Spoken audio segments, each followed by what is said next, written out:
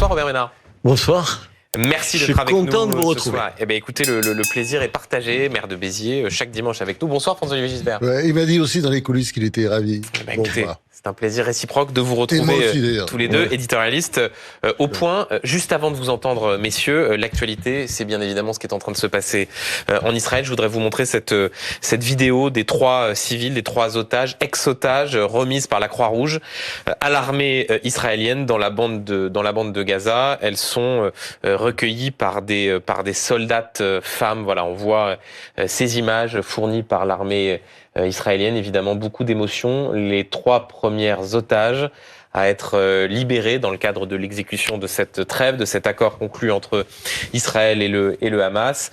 Ces 3 otages qui sont donc recueillis par des soldates femmes. Juste avant de vous entendre, messieurs, je voudrais qu'on aille sur le terrain retrouver notre envoyé spécial Jeanne Daudet à l'hôpital Sheba en banlieue de Tel Aviv. Jeanne, est-ce qu'on connaît l'état de santé des otages qui vont être accueillis? Comment vont-elles être prises en charge? Écoutez, sur leur état de santé, on peut voir juste sur les images qu'effectivement elles sont debout. Et on a pu voir certaines photos avec leur famille, notamment de l'une d'entre elles souriante. Mais on n'en sait véritablement pas beaucoup plus sur leur état de santé. Tous les premiers examens, il y a eu un premier examen médical qui a été effectué à la frontière lorsqu'elles ont été remises aux soldats, à l'armée israélienne et lorsqu'elles ont pu retrouver leur mère. Mais on en saura plus effectivement lorsqu'elles arriveront ici dans cet hôpital de la banlieue de Tel Aviv où nous les attendons. Tout a été organisé ici pour les prendre en charge de la meilleure des façons. Lorsqu'elles arriveront en hélicoptère, il y a une bulle protectrice qui va se mettre en place autour d'elles, très sécurisée. Il y a la police qui est déployée ici, il nous l'expliquait tout à l'heure. Et puis, elles vont ensuite intégrer une aile sécurisée sur tout leur trajet entre l'hélicoptère et l'aile sécurisée. Elles seront extrêmement protégées. Il y a des brise-vues qui ont été mis en place. Un périmètre sera aussi très sécurisé autour pour préserver leur intimité et leur bien-être, évidemment. Et dans cette aile qui leur est réservée, les chambres ont été adaptées jusqu'à la décoration pour qu'elles s'y sentent le mieux possible. Et puis, il y a une équipe médicale spécialisée, dédiée, qui interviendra auprès d'elles le temps qu'il faudra. Des médecins qui vont intervenir sur le plan physique, ça va être la priorité, de faire toute une batterie de tests pour savoir exactement comment elles vont après ces 15 mois de détention. Et ce que me confiait un psychologue que j'ai pu rencontrer il y a quelques jours, eh bien, il était spécialiste dans les victimes et il m'expliquait le psychologique doit venir dans un second temps. D'abord, on s'occupe du physique et puis après, les médecins de l'esprit interviendront et c'est à ce moment-là vraiment qu'on fera ce travail psychologique qui prendra le temps qu'il faut pour qu'elle puisse se réhabiliter complètement ici en Israël. Voilà donc ce qu'on peut dire ce soir. On les attend dans la soirée ici dans cet hôpital. Il y a une conférence de presse aussi qui doit s'organiser un peu plus tard dans la soirée. Évidemment, on vous tiendra informé dès l'instant où on en sait plus, notamment sur l'arrivée de l'hélicoptère ici dans cet hôpital. Jeanne Daudet en direct de l'hôpital Sheba à Tel Aviv avec Thomas Boutin. Et Jeanne, vous parliez des hélicoptères. On voit justement là, à l'image, ces hélicoptères qui vont transporter ces 3 otages de la base de Reim en Israël jusqu'à cet hôpital Sheba en banlieue de Tel Aviv. Robert Ménard, soulagement formidable. Et en même temps, inquiétude pour la suite de savoir si cette trêve, cet accord, vont pouvoir aller à leur terme avec la libération de tous les autres otages qui sont attendus. Mais voilà, il faut le dire quand même, ce soulagement avec la libération de ces 3 ces 3 otages. J'imagine pour les familles déjà de les retrouver vivantes. Oui. Parce que malheureusement, on va avoir des corps aussi qui vont arriver, de morts, puis peut-être des gens terriblement diminués ou blessés. Tout à l'heure, je regardais chez vous les images de la place des otages. Moi, je suis allé à Tel Aviv, évidemment, pour voir la place des otages. Vous avez remarqué, c'est à la fois de la joie et pas tant de joie que ça. Pas de joie rentrée. Ouais. Voilà. Ouais. Et je pense que aujourd'hui, on est dans ça, parce que quand même, s'il y a un truc qui est abominable, c'est que on libère 3 femmes contre 90 prisonniers. Et moi, tout à l'heure, j'entendais sur une chaîne dont je citerai pas le nom, par Charité chrétienne, parler des prisonniers sans... Dis-le. Non, mais c'était... N'aie pas peur. Arrête. Quelle chaîne? Arrête, c'était France Info. Oui, c'est pour ça que j'ai essayé d'avoir un peu de tact. Et qu'est-ce que je voyais? J'entendais quelqu'un qui interviewait une famille qui attendait quelqu'un qui était prisonnier, qui a été libéré, sans jamais poser une question essentielle. C'est que eux, ils sont innocents. Ils ont rien fait. Les 3 filles, elles ont rien fait de rien du tout. Les gens qui vont être libérés de l'autre côté, les prisonniers, pardon, un certain nombre sont des assassins. Certains ont participé à des attentats où il y a eu des dizaines de morts. Tu vois ce que je veux dire? Je veux te dire, ce qui me choque, c'est que, voilà, alors, au fond, il y aurait 2 choses. Il y aurait d'un côté des otages et de l'autre côté, des prisonniers. Mais c'est pas la même chose. Ces filles, elles faisaient rien. Il y en avait qui étaient au milieu en train de faire la fête, ce soir-là. Ouais. Enfin, elles sont innocentes totalement. Et je pense que dans la tête elles aimaient tous la paix, en plus. C'était quand même ça qu'il faut jamais oublier. C'était des militants de la paix. Ouais, en plus, dans tous les kibboutz, moi, je suis allé dans les kibboutz là, c'est que des mecs qui votaient, des gens qui votaient à gauche et qui étaient prêts à accueillir. Il y en a même qui allaient chercher à Gaza des gens pour les faire soigner dans les hôpitaux israéliens. Et là, il y a quand même quelque chose. Enfin bref, on va quand même être content pour eux. Moi, je vais pas, mais je vais pas encore enlever sur ma mairie, vous savez, la banderole qui dit notre soutien à Israël. On est très content, puis en même temps c'est vrai que c'est difficile d'être joyeux, mais on est très content et en même temps c'est un accord de dupes. Parce qu'on sait très bien que Gaza, cette histoire, Hamas ne voulait pas d'accord. Il y a une excellente interview qui circule sur les réseaux sociaux, sur X, pour pas le citer, d'Anthony Blinken, qui est pas suspect d'une grande complaisance pour le régime de Netanyahou, et il explique par A plus B, avec un historique, il explique pourquoi Hamas n'a jamais voulu le moindre accord, et c'est toujours défilé à la fin. De la même façon, Netanyahou ne voulait pas d'accord, évidemment, avec un groupe qui, de toute façon, ne reconnaît même pas l'existence d'Israël. Tu les renvoies pas dos à dos. Non, je les renvoie pas dos à dos. Non, mais ici, personne doit être des fans de Netanyahou. Non, mais quand même, d'accord. Attends, Robert, je suis pas en train de dire ça. Non, je sais bien que tu dis pas. Je te donne l'occasion de le redire. Que je fasse une boulette. Non, mais je ne la ferai pas. Robert Ménard est là pour vérifier ce que vous dites, François. Vous êtes pas là pour donner les bons points. Je dis bien la bonne parole. Mais c'est quand même très intéressant parce que, si vous voulez, c'est vrai que cette intervention, d'ailleurs, de Robert, c'est que, au fond, tout ça les met un peu sur le même plan. Et alors là-dessus, moi, non, mais attends. Je dis pas qu'ils le sont. Je dis pas qu'ils le sont. Je dis simplement que ça les met un peu sur le même plan. Et d'ailleurs, là-dessus, ça devrait nous faire réfléchir. Parce que quand on regarde bien, parce qu'on leur a tordu le bras. Juste France, pardon, on voit les hélicoptères en train de décoller de la base de Reim, ces hélicoptères qui doivent donc transporter les 3 otages vers l'hôpital en banlieue de Tel Aviv. On leur a tordu le bras, c'est-à-dire on sait très bien toute l'histoire avec Trump et son conseiller qui a tordu le bras de Netanyahou. Et de l'autre côté, merci Trump. Merci Trump. Et de l'autre côté, effectivement, mais Trump a fait tordre le bras également du Hamas par le Qatar et par l'Égypte aussi. Tout ça, on le sait très bien. Mais moi, je pense que, Robert, si on peut s'élever un tout petit peu par rapport au débat des derniers mois, il y a quelque chose quand même qui fait réfléchir. C'est que on nous a parlé de génocide. Tous ces députés, les filles, les Américains, Caron, etc., qui ont le mot génocide à la bouche. Alors, quand on voit cette histoire-là, on se dit, mais dans l'histoire, ça n'existe pas. Des génocidés qui passent un accord avec des génocidaires. Toute cette affaire était une vaste foutaise et ça montre l'antisémitisme profond, la bêtise et la haine de tous ceux qui ont employé ce mot de génocide. Mais je crois que c'est ça parce que tu seras d'accord avec moi là-dessus. Attends, bien sûr, c'est des salopards d'employer ce mot-là. Parce que l'employer avec... c'est pour annuler le génocide. Mais bien sûr, c'est ça. Donc ils vont dire d'ailleurs qu'il n'était pas tout à fait sûr. C'est juste pour ça. C'est toujours la même chose. C'est un vieux truc d'antisémite. Ce sont des antisémites qui disent ça. France. Et les antisémites, ils ont toujours tendance à dire que peut-être que le génocide c'était moins grave qu'on l'a dit. France, pour le coup. Si même il y a eu un génocide. Vous avez la responsabilité de ce que vous dites sur la France insoumise. J'ai pas dit la France insoumise. Je parle des antisémites derrière. D'accord. Tous ces antisémites, parce que la France insoumise... J'ai pas entendu de remise en cause de la Shoah dans les discours que vous évoquez. Non, elle ne fait que jouer sur l'antisémitisme. Attention, ils font gaffe. Évidemment, je ne veux pas les accuser. Personne ne dit que la France insoumise...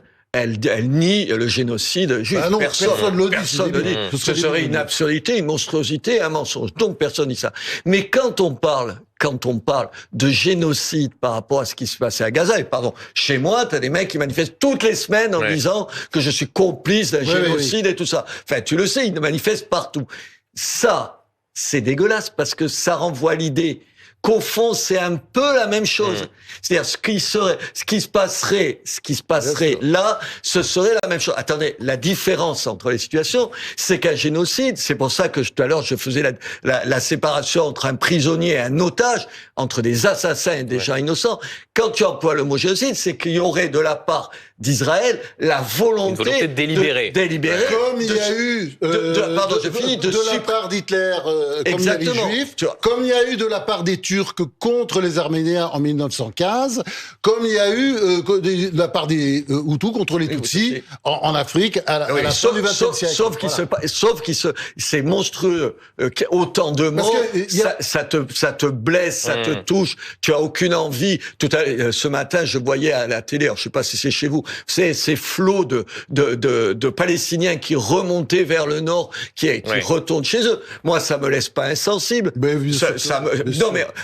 es pas monstrueux. Tu te dis, c'est terrible pour eux tout. Mais pardon, il n'y a pas de génocide, il n'y a pas de volonté d'Israël d'éradiquer les Palestiniens. C'est pas vrai. On voit au moment où vous parlez ces images poignantes des retrouvailles entre les otages et leurs familles. Voilà, dans les bras l'une de l'autre, beaucoup d'émotions. Bien évidemment, voilà. On voyait tout à l'heure cette photo de cette otage britannico-israélienne qui s'appelle donc Émilie Damari. Ça donne envie de pleurer quand même. Oui, ça vient un petit peu là. C'est affreux. J'imagine, parce que moi j'en connais des familles. Vous vous rendez compte? Et le drame là, parce que ça va prendre des semaines. Attendez, là, les trois. Ah oui, parce que ça va être au compte-gouttes, parce que le Hamas, c'est très sadique, toujours. Bien sûr. C'est une horreur, parce que c'est prolonger le malheur des gens. Dire le malheur des gens. Encore une fois, les Palestiniens qui vont être libérés, c'est des gens, la plupart du temps, ils ont des raisons d'être en prison. Elle n'avait aucune raison de se retrouver là. Vous vous rendez compte, ça fait quoi? 1 an et demi. 1 an et demi. Et attendez, on sait rien des filles, qu'est-ce qui a dû se passer pour des filles là-bas et tout. Tu vois à quoi je pense et tout ça. Sûr, bien sûr. Et voilà, et que je me dis, les familles, elles doivent être terribles, parce que il y en a qui vont être libérés dans combien de temps? Je sais plus, c'est des semaines et des semaines avant les derniers. En tout cas, ce qui a été dit comme information, on a ça de la part de dirigeants du Hamas, c'est que le prochain échange aurait lieu samedi prochain, mais vous avez raison, tout cela conditionné. Ça va être au compte. Bien sûr, tout cela conditionné à la façon dont la trêve et l'accord seront mis en œuvre. Messieurs, je voudrais qu'on revienne à l'actualité politique nationale, même si c'est vrai que parfois, quand on voit ces images, on se dit que l'essentiel est ailleurs. Il n'empêche, la semaine a été marquée bien évidemment par ce choix des socialistes de ne pas censurer François Bayrou. Est-ce que c'est une semaine de bascule politique, Robert Ménard? J'en crois pas un mot. Pourquoi? Mot, pas le. Mais attendez. Parce qu'on vous la fait pas. Mais non, pas parce qu'on me la fait pas. Parce qu'on a vu comment, malgré toutes les critiques, aux dernières législatives, ils ont voté comme un seul homme, toute la grande chose ensemble. Je te rappelle qu'ils ont voté pour des gens du NPA, du nouveau parti anticapitaliste. Dont le célèbre Poutou. Oui. Philippe Poutou. Attends, les mêmes qui avaient appelé à boire le champagne à la mort de Jean-Marie Le Pen, qui est quand même une obscénité absolue. Moi, j'ai jamais voté pour Jean-Marie Le Pen. Vous iriez boire du champagne sur la mort de qui que ce soit, est-ce que ça vous viendrait à la tête? Sur la mort d'Hitler, oui. Non, mais attends, c'est pas Hitler. Mais c'est pas Hitler, je suis d'accord.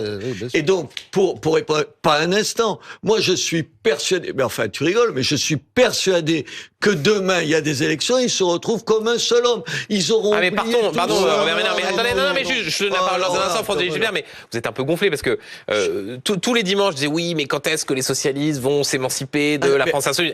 Là, ils le font et vous dites mais en fait à la fin, ça va être la même chose. Ne me prenez pas pour un abruti. Non, c'est pas exactement la question que vous m'avez posée. Vous m'avez dit est-ce que c'est une rupture? Non. Est-ce que tactiquement c'est une bonne chose? Oui. Attends, vous me posez une question, est-ce que c'est l'air de dire c'est définitif, ça y est, ils ont rompu tous les liens entre en gros qui? D'un côté Mélenchon et de l'autre côté Hollande, parce que c'est quand même aujourd'hui c'était un comble de les voir. Je n'en crois pas un mot, je crois qu'ils se retrouveront demain simplement par calcul cynique et électoral.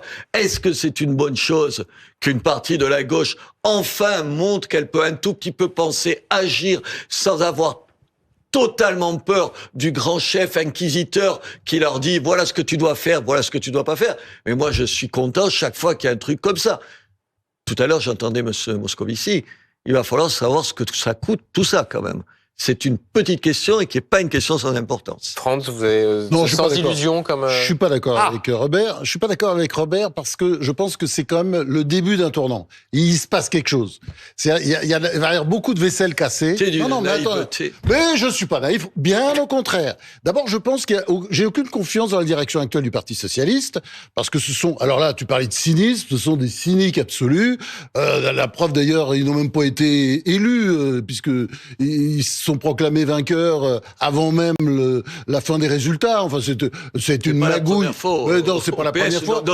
Donc, ce sont des gens de dire ils sont pas légitimes, etc. Et ils s'en foutent. Et de toute façon, ils vont. Bon, le problème, c'est qu'il y a le début d'une rupture parce qu'il suffit de voir aujourd'hui le ton de LFI contre eux. Je ne dis pas que ça va aller au bout. Je dis simplement qu'il y a un processus, c'est-à-dire en fait, moi, je faisais partie de ceux comme toi, mais ça, faut que tu changes de temps en temps ton logiciel parce que l'actualité change. Je faisais partie comme toi. Olivier Gisbert, Ceux qui pensaient, je faisais partie de ceux qui pensaient que François Hollande avait raté son truc, c'est-à-dire il était venu en fait, il s'était fait élire avec l'idée de on va faire sauter tout ça, il faut que le PS redevienne un parti de gouvernement. Je dis pas qu'il est redevenu déjà un parti de gouvernement, mais je pense qu'il se passe quelque chose, il faut reconnaître. Non, attends. Le LFI a une main sur le PS, c'est clair, avec les municipales qui arrivent.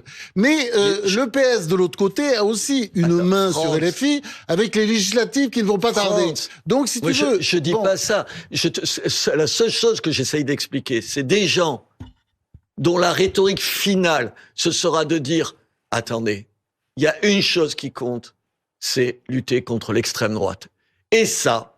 ce raisonnement-là, qui fait que ils pensent les uns et les autres à gauche qu'il y a quelqu'un qui menace la démocratie comme si ça pouvait être vrai, tu vois, quelle bêtise, qui s'appelle Marine Le Pen, in fine, tu verras qu'ils se retrouveront comme un seul homme en disant, face à la menace d'extrême droite, on se retrouve tous ensemble. Je te laisse ce point-là, mais donne-moi un autre point. Je pense qu'il y a un processus qui est enclenché qui fera que la prochaine fois, il n'y aura pas de programme comme ce programme honteux du NFP avec 100 milliards de dépenses supplémentaires par an, qui est une folie furieuse. C'est là où tu te trompes.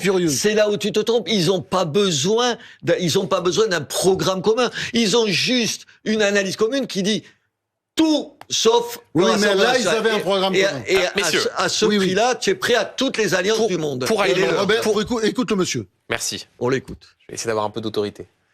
Pour alimenter la discussion, je voudrais juste vous faire écouter ce que disait Jean-Luc Mélenchon, qui était chez nos confrères de RTL ce midi, et qui, précisément, s'adressait aux socialistes. Écoutez Jean-Luc Mélenchon. Là, nous nous sentons, oui, trahis.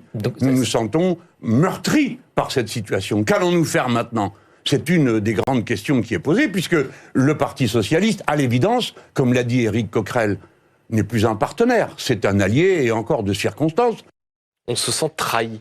On se sent trahi. Et en même temps, il y a 3 jours, il a dit « On se sent trahi, tu vas voir ce que tu vas voir, vous allez vous payer des candidats de la France Insoumise dans chaque circonscription. » Or, ils ont quand même... Mais les socialistes peuvent faire l'inverse. Oui, d'accord. Mais attends, c'est pour ça que je te dis, qu'in fine, ils se mettront d'accord parce qu'ils diront, ils ont 66 députés, le PS, et 71, c'est ça, absolument. La France Insoumise. Ils rêvaient jamais d'en avoir autant. Ils peuvent faire du chantage réciproque. En tout cas, il s'est passé un événement. Olivier Faure était le caniche de Jean-Luc Mélenchon, là, ces dernières années. Et là, le caniche, il a mordu Jean-Luc Mélenchon. J'espère il y a du sang. Je suis désolé. Et ça va laisser des traces. Écoute, caniche, c'est un peu... Attends. Bah oui, moi je revendique. Hein, Ah ouais. Attends, on discute. Ah non, là, j'assume. On se fait, c'est pas du punching ball. Moi. J'espère que tu as raison, Franz. J'espère que ça marque une rupture et le retour des socialistes à des positions un peu plus raisonnables. Voilà. Mais je crains. Et puis peut-être une remontée du Parti socialiste dans les prochaines semaines. De toute façon, on va le voir dans 3 mois, il va y avoir le vote du budget. Et là, même plus tôt, ou 2 mois, le vote du budget. J'espère que tu as raison. Alors peut-être que je suis plus pessimiste que toi, ou peut-être parce que je les vois à l'œuvre chez moi et ailleurs, et je me dis, ils finiront toujours par penser que tout vaut mieux que l'extrême droite, et à ce prix-là, tu fais n'importe quoi. On parlera dans un instant de ce qui a, au fond, conditionné cette non-censure, c'est-à-dire la question des retraites et du budget, mais c'est aussi un joli coup signé François Bayrou, non ? C'est-à-dire que celui dont on disait qu'il allait chuter de la même manière que Michel Barnier, il a réussi, là.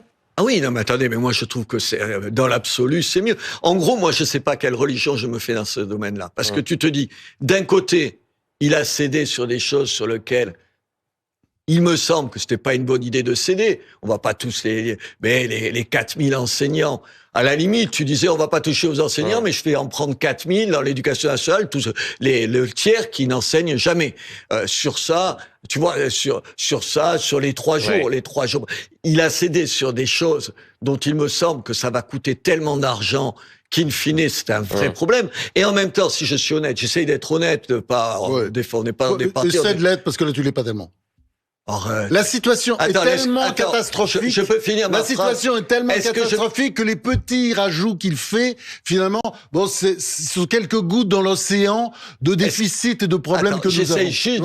J'essaye juste de dire que si j'essaye d'être pas caricatural, d'un côté, je me dis, ça, il devrait pas le faire pour des raisons budgétaires, et de l'autre côté, je me dis, en même temps, si c'est le prix à payer pour un minimum de stabilité, or moi je vois, tu vois les mecs chez moi, les patrons et tout, je parle pas des gens engagés politiquement, ils te disent mais tout, mais ils sont prêts à beaucoup de choses, pas à tout. Il faut un budget. Mais il faut une forme de stabilité. Il faut surtout qu'ils sachent où ils vont. De la stabilité. Mais de la stabilité, ils s'en foutent du budget. Le budget, pourquoi c'est important? Pour une ville comme la mienne, tu as besoin de savoir où tu vas. Tu as besoin de savoir. Un patron, il a besoin de savoir quel prix, les intérêts, est-ce que ça va augmenter, socialement, qu'est-ce que ça va changer. Ils ont besoin de savoir. Voilà. Alors moi, je suis partagé entre les deux. C'est pour ça que je trouve qu'on peut pas reprocher vraiment ça à Bayrou. Je trouve qu'il a bien joué jusqu'à présent.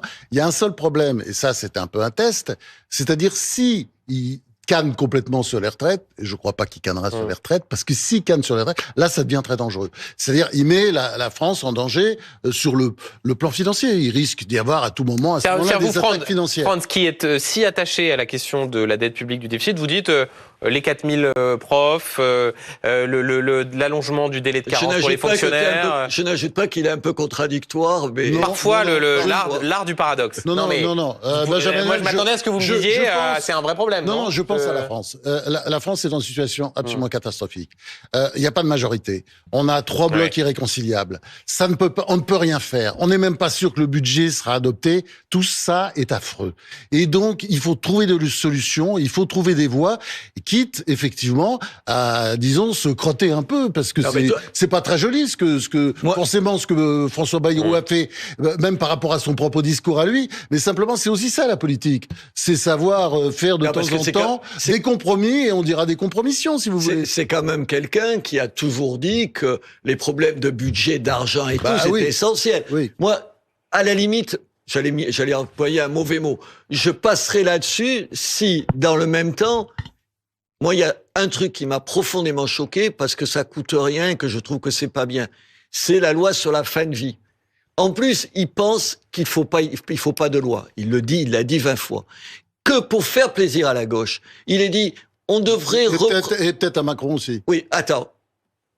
Là, à la gauche. Et à une grande partie des macronistes. Mais tu vois, ça, je trouve que c'est pas bien. Parce que là, t'as pas l'excuse de dire, tu vois, écoute, il faut faire les choses. Il aurait pu ne pas en parler. Il y a déjà une bonne loi. Mais on la laisse, la loi n'est pas. Et deuxième point, c'est sur l'immigration. Alors, j'ai entendu qu'il disait sur l'immigration, sur le nombre. Il dit, c'est une question de proportion. Non, mais attends, tout le monde le sait. Je suis content qu'il ait fallu... C'est le premier Premier ministre qui dit un truc pareil. Attends, je suis content qu'il ait fallu... Depuis Rocard. Attends, qu'il ait fallu... Rocard qui disait... On peut pas accueillir toute la misère du monde, mais on va en prendre notre part. Je te rappelle que ça fait juste 30 ans qu'on essaye de dire à un certain nombre d'entre nous que c'est quand même une question de nombre et que ça pose un problème. Je suis content qu'il l'ait dit. Maintenant, j'attends de voir dans quoi ça va se traduire. Est-ce que quand il va falloir dire on fait ceci, cela pour diminuer le nombre en question, j'attends le courage, parce que là on me dira pas que c'est le coût, que c'est une histoire d'argent, parce que ça c'est juste une histoire de courage politique. J'espère que sur ce terrain-là, il n'y aura pas de déception. Le courage politique, je le répète, c'est-à-dire la situation de la France est catastrophique. Il y a pas, c'est très difficile de prendre la moindre décision aujourd'hui. Mais Franz, le pari de François Bayrou consistant à dire, moi, par rapport à Michel Barnier, je vais réussir à ne plus dépendre du RN. Ah bah là, chapeau. Disons, première victoire. Je sais pas, moi, je sais pas si je préfère dépendre du RN que des socialistes dans la vie. L'inverse m'eût étonné.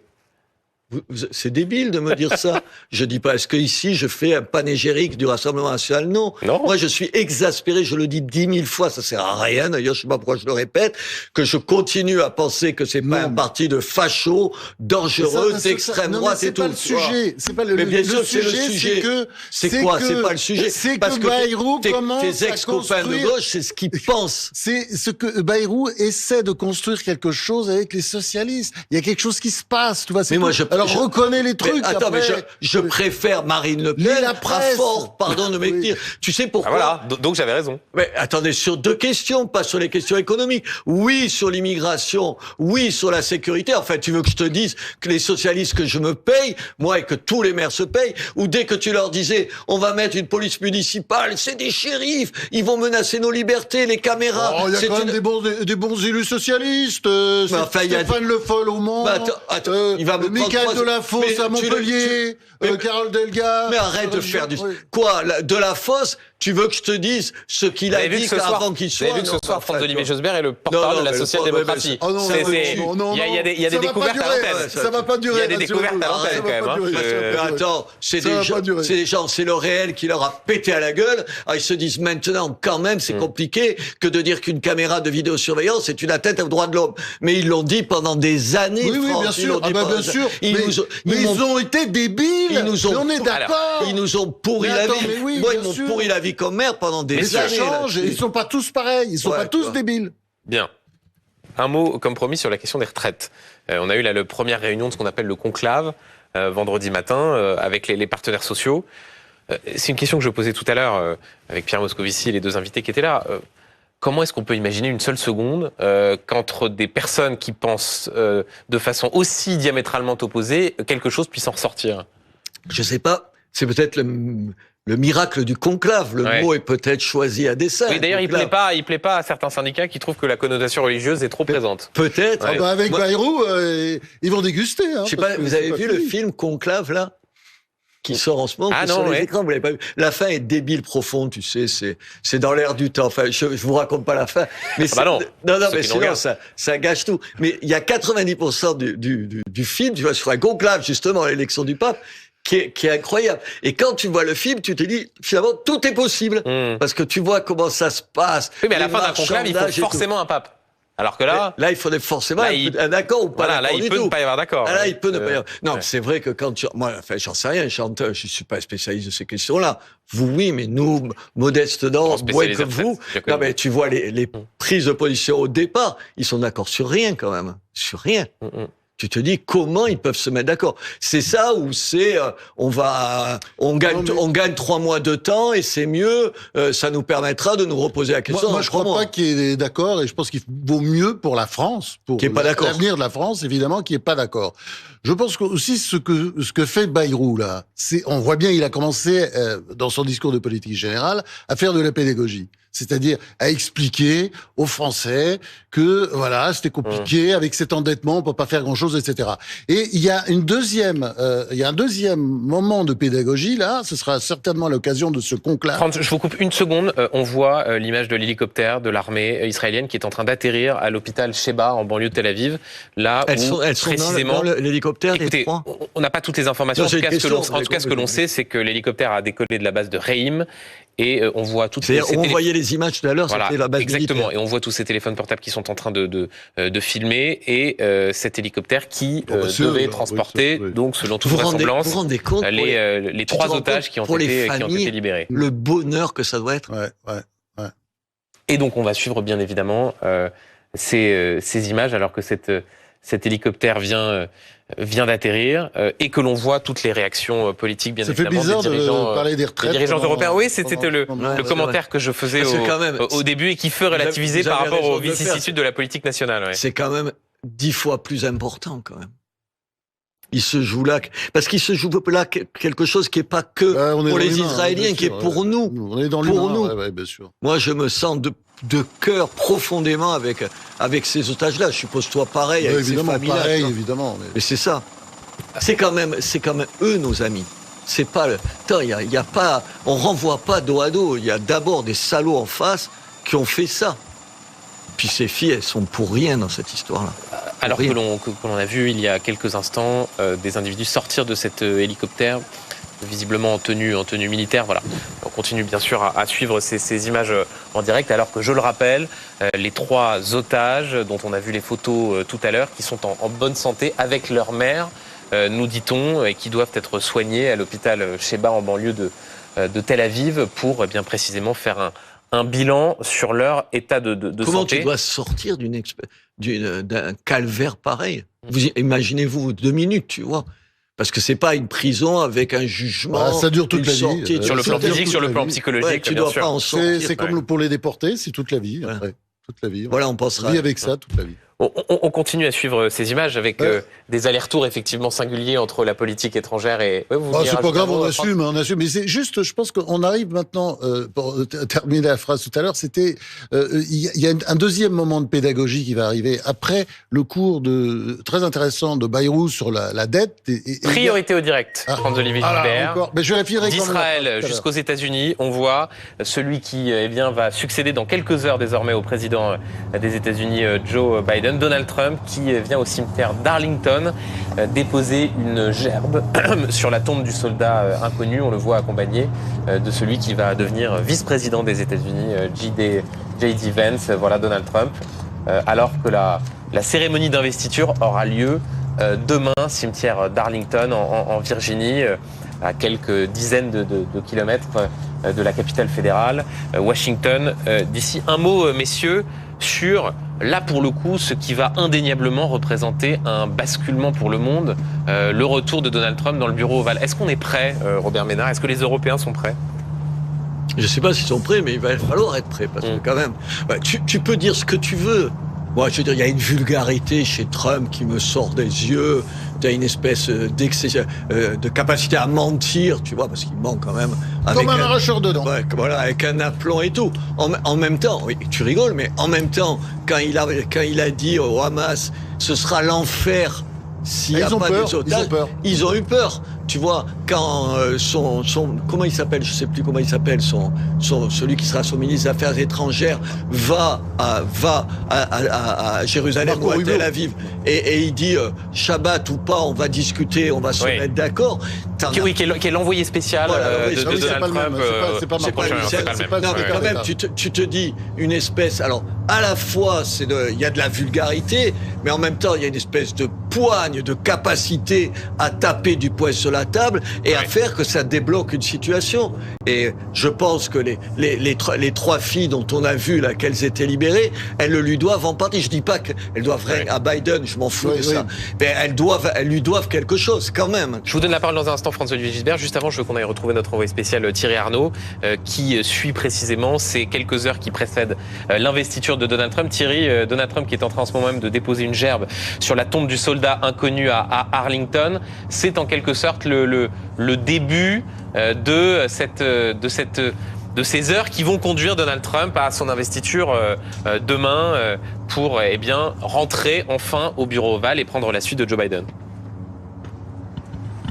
Oui, vous avez raison, Benjamin. C'est la tradition. C'est au fond presque le premier acte officiel de celui qui sera désormais dans moins de 24 heures le 47e président des États-Unis. Joe Biden avait fait la même chose la veille de son investiture il y a 4 ans. Donald Trump lui-même en 2017 et ainsi de suite. On vient rendre hommage ici, on vient s'incliner devant les plus de 400 000 personnes qui reposent ici dans cet immense cimetière militaire, qui sont tombés sur tous les champs de bataille où on a combattu au nom des États-Unis, et il repose notamment 2 anciens présidents, dont bien sûr John Kennedy, dont la tombe est sans doute le monument le plus visité ici. C'est donc le respect de la tradition au début d'une journée qui va être une journée au fond typique de Donald Trump. D'un côté, on fait comme les autres, on respecte la tradition, et puis cet après-midi, on sera en meeting dans une enceinte fermée, parce que l'autre grand invité de ces cérémonies d'investiture, comme vous savez, Benjamin, c'est la météo.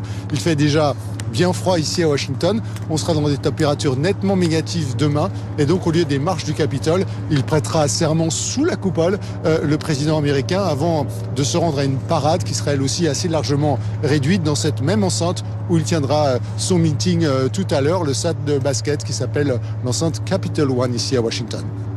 Thierry Arnaud en direct de Washington avec Niels Cambier, alors que l'on continue de voir ces images de celui qui va devenir demain le 47e président des États-Unis, Donald Trump, en train de déposer une gerbe au cimetière d'Arlington. Quand vous ajoutez Elon Musk, le couple là, mais ça va.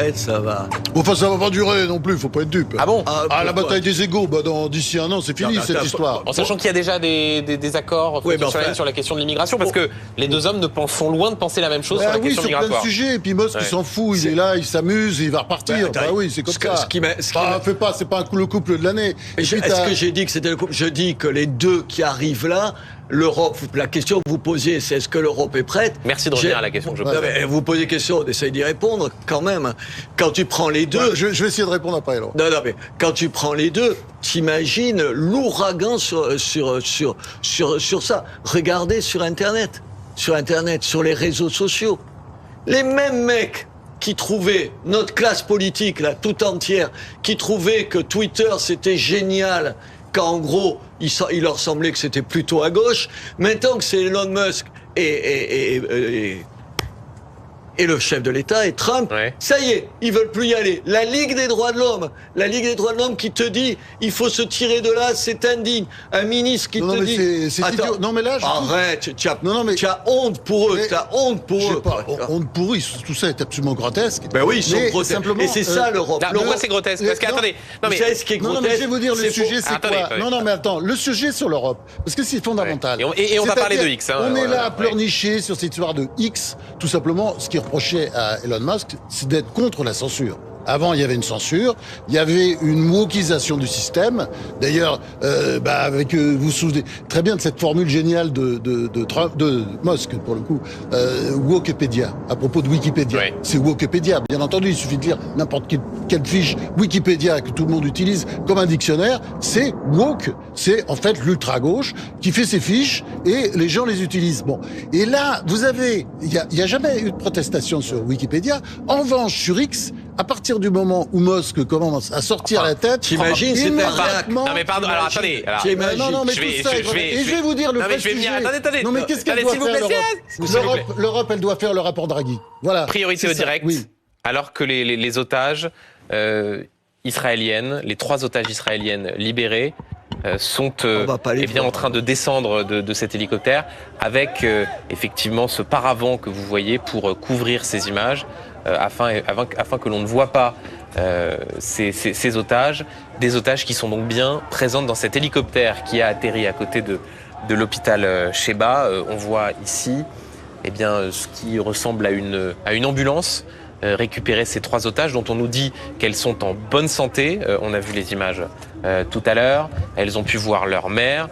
Elles vont être examinées à l'hôpital Sheba dans la banlieue de Tel Aviv par des médecins pour un examen bien évidemment physique mais aussi psychologique. Mais voilà, ces images attestent de ce que l'on vous raconte depuis quelques heures. Les 3 premières otages dans le cadre de cette trêve, de cet accord conclu entre Israël et le Hamas, ont atterri dans la banlieue de Tel Aviv et toujours on parle de cette émotion mais elle est toujours valable puisque on les voit, regardez. On aperçoit, alors je ne sais pas s'il s'agit d'otages ou de personnel soignant, mais voilà, elles arrivent, elles vont retrouver, plus que leur famille encore, elles vont retrouver leur pays, un pays. Ça, c'est un truc miraculeux, Israël. C'est la capacité d'un pays qui a une démocratie, qui peut s'engueuler comme du poisson pourri à la Knesset, au Parlement, et qui en même temps, dans les grands moments, est capable de se retrouver. Moi, je rêverais qu'on soit capable. Mais elle est toute petite dans un océan d'hostilité, donc la situation est quand même un petit peu différente de la nôtre.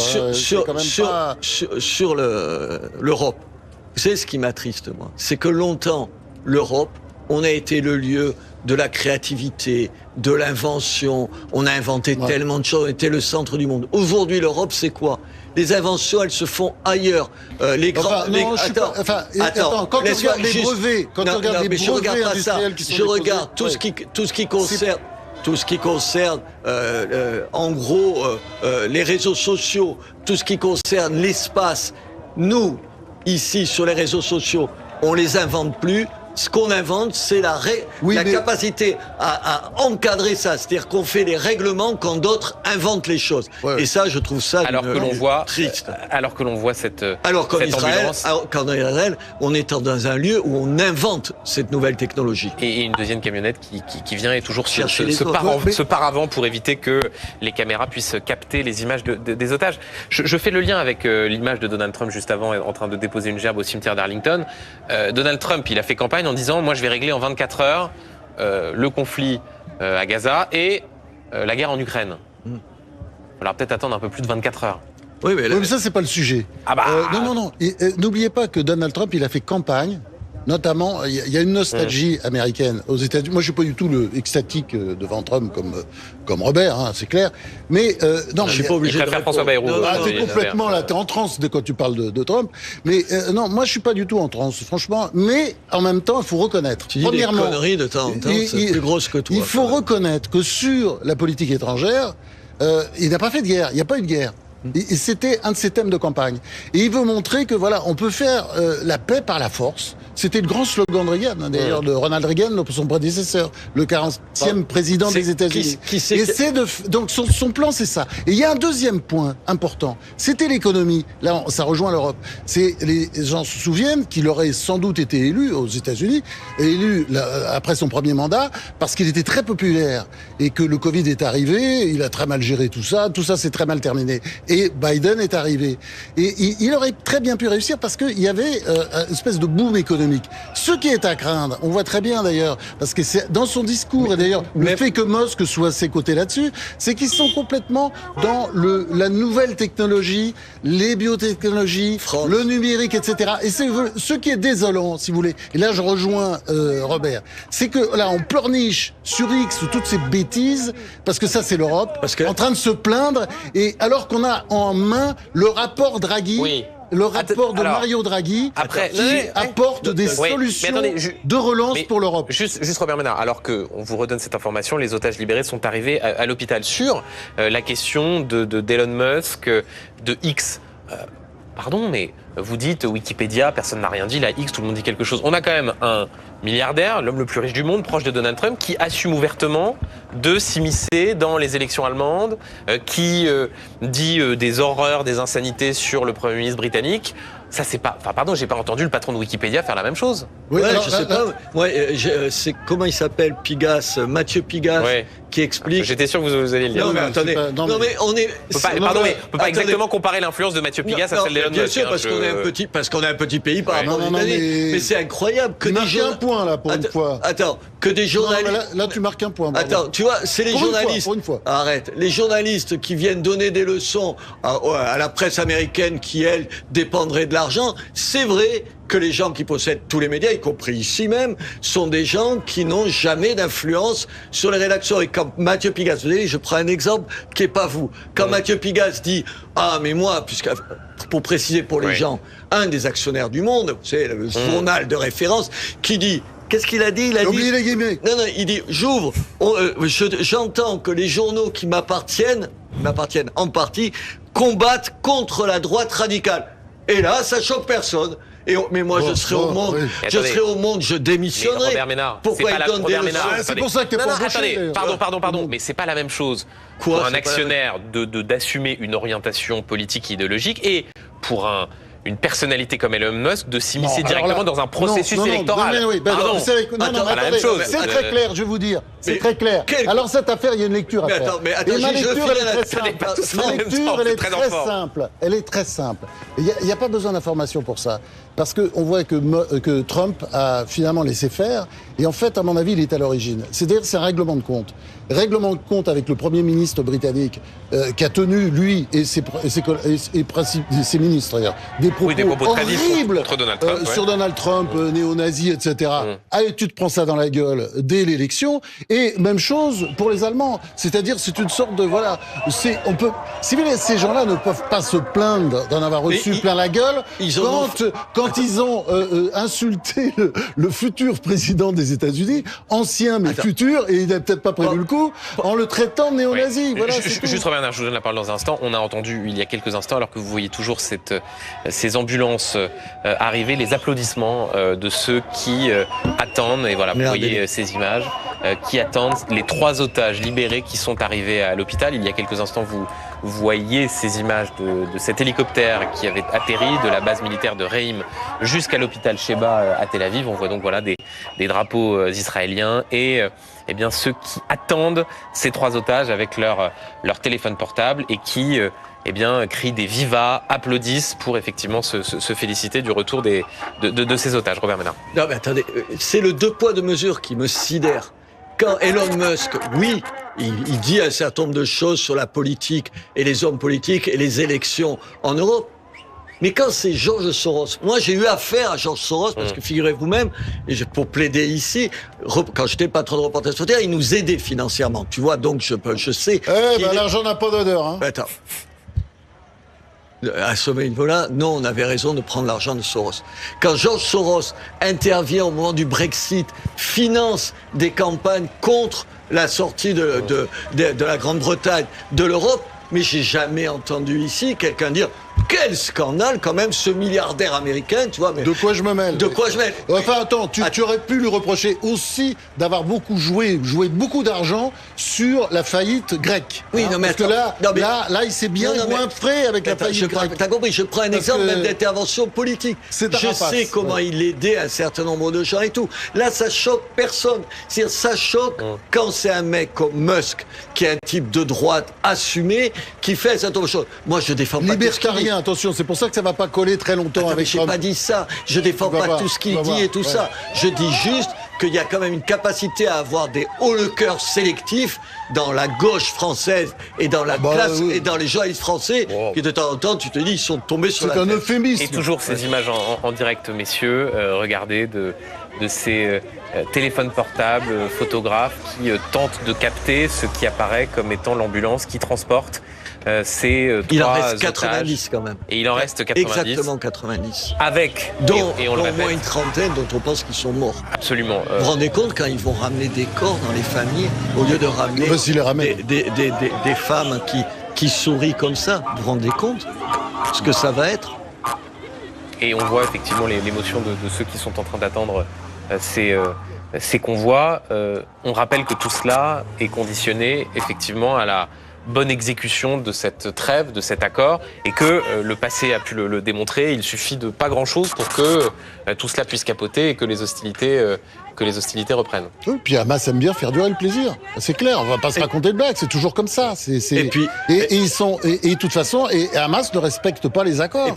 Et Hamas ne reconnaît même pas l'existence d'Israël. Donc, si on en est là, est-ce qu'il faut le rappeler pour la énième fois à l'égard d'une partie de la gauche française? C'est le Hamas qui est responsable de ce qui s'est passé le 7 octobre.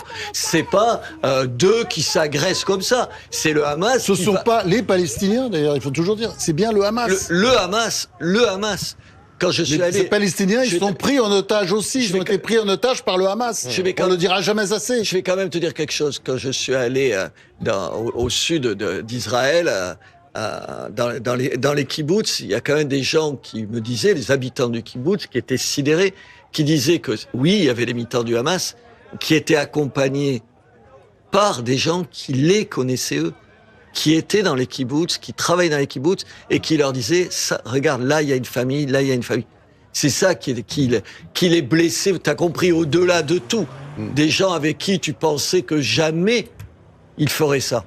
Et ça, c'est un truc qui est sidérant. Et qui te dit comment tu peux faire la paix. Tu le disais tout à l'heure, il n'y aura pas de paix entre Israël et le Hamas. Il n'y en aura jamais. Tu fais pas la paix avec des gens qui nient ton existence. Parce que c'est ça qu'on oublie toujours. Mais, messieurs, je rebondis sur ce que vous dites, Robert Ménard. Ce qui est aussi singulier dans cet accord et cette trêve qui a été conclue et qui aboutit, là encore, on le dit, à la libération de ces 3 premiers otages, le Premier ministre israélien avait fixé comme condition la destruction absolue du Hamas. La négociation a lieu avec ce qui reste de cette organisation terroriste. Ça veut dire que l'objectif qui était fixé par le Premier ministre israélien était un objectif vain.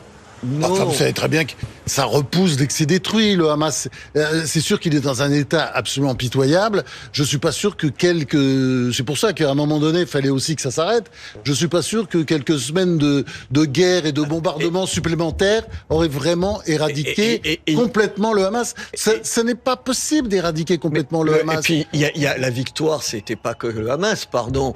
Israël, il peut se féliciter, l'État d'Israël ou le gouvernement israélien, comme vous voulez, de la victoire sur le Hezbollah, de la chute du régime syrien, de la disparition de l'Iran dans cette région, parce que l'Iran contrôlait le Liban, tout ça compte. L'Iran aussi contrôlait Gaza, et ben maintenant ça va être beaucoup plus compliqué. Et on peut tous s'en féliciter, sans hésitation. Ouais. Et la question qui va se poser, alors que c'est très émouvant, on voit certains de ces Israéliens qui ont vu passer les cortèges avec ces 3 otages se prendre la tête dans les mains, montrer leur émotion, ils pleurent, parce qu'ils voient bien que c'est là l'esquisse de la libération des autres otages dans les jours qui viennent. Sur la place des otages, quand j'y étais allé, puis c'était comme ça, tu avais une immense table avec des chaises vides. Les chaises vides et le nom de chacun. Et le soir, ils amenaient à manger pour les gens. Moi, ça me bouleversait de voir ça. Vous voyez quand même, tu te dis, c'est des gamins, vous avez vu quel âge elles ont. Ils sont arrivés, il y a des enfants. Et tu sais, il y avait le nom de chacun là où ils amenaient à manger. Ça te prenait aux tripes, quoi. Tu as juste envie de pleurer. Se pose la question, au-delà évidemment du sort des otages, de l'émotion que l'on voit, notamment chez vous, Robert Ménard, de ce qui va se passer à Gaza ensuite. Puisque de ce point de vue-là, les choses sont extrêmement floues. Force d'interposition, personne n'a vraiment envie d'y aller. On sait déjà ce que veut Trump. Hamas, pas tout à fait détruit, malgré ce que souhaitait le Premier ministre israélien. On sait déjà ce que veut Trump. Vraisemblablement. Enfin, c'est ce qu'on peut lire en tout cas. Il veut que l'Arabie Saoudite s'occupe de Gaza. Et ce serait effectivement pas forcément nécessairement une mauvaise solution. Sur la politique étrangère, sur le Moyen-Orient, il a quand même réussi, qui s'appelle les accords d'Abraham. Ah ouais, enfin, réussi. Bien sûr. Pour la première fois, pour expliquer à ceux qui nous regardent, les accords d'Abraham. Des pays arabes qui reconnaissaient Israël et qui allaient travailler avec Israël. Qui continuent aujourd'hui, malgré la guerre, je pense au Maroc, et qui sont justement, qui ont manifesté leur hostilité au Hamas. Et donc, non mais l'idée que ce soit l'Arabie Saoudite pourrait être le prochain État à avoir ces rapports-là avec l'Arabie Saoudite étant déjà la bienfaitrice de l'Égypte aujourd'hui, c'est vrai que c'est à peu près dans le même coin. Et puis bon, il y a le Liban aussi à reconstruire. Ça aussi, ça concerne l'Arabie Saoudite. Elle a un peu ce rôle parce qu'elle a l'argent, elle a le know-how, et je pense que oui, c'est peut-être ça fait pas la paix, la solution. On précise pour les accords Abraham, c'était effectivement des accords entre Israël et des pays arabes. Principalement sous l'angle économique, pour développer les relations économiques. Accord d'Abraham, qui l'on reprochait de mettre de côté la question palestinienne. Pourquoi ? Parce que c'était pas ça le sujet, et le sujet c'était effectivement des États, d'ailleurs la Jordanie, tous ces États-là, ils reconnaissent Israël. Ils sont dans un état d'esprit totalement différent. Et puis c'est l'état d'esprit de Trump, c'est un homme d'affaires. Il se dit, si tu fais des affaires entre tel et tel État, tu vas pas te faire la guerre. Tu vas pas te faire la guerre, tu vas pas t'envoyer des bombes sur la gueule. C'est ça l'idée. Alors quand on lui reprochait, oui, mais il a tenu à l'écart la question palestinienne, il l'a inversé en disant, plutôt que de parler de questions politiques, on va commencer par parler business. On peut faire des affaires ensemble. Israël a un savoir-faire sur un certain nombre de terrains technologiques, agricoles et tout. Peut-être qu'on peut bosser ensemble. Et demain, on ira plus loin. C'est pas une approche débile quand même. Ça peut être. Mais je pense que l'arrivée de l'Arabie Saoudite est d'autant moins compliquée aujourd'hui que l'Iran, on le dit pas assez, a été chassé maintenant. Il n'y a plus d'Iran ni à Gaza, ni au Liban. Enfin, c'est une information absolument considérable. L'Arabie Saoudite. Les mollahs sont chez eux, sont retournés chez eux. La queue basse. Je le dis aux journalistes que vous êtes, quand même, non.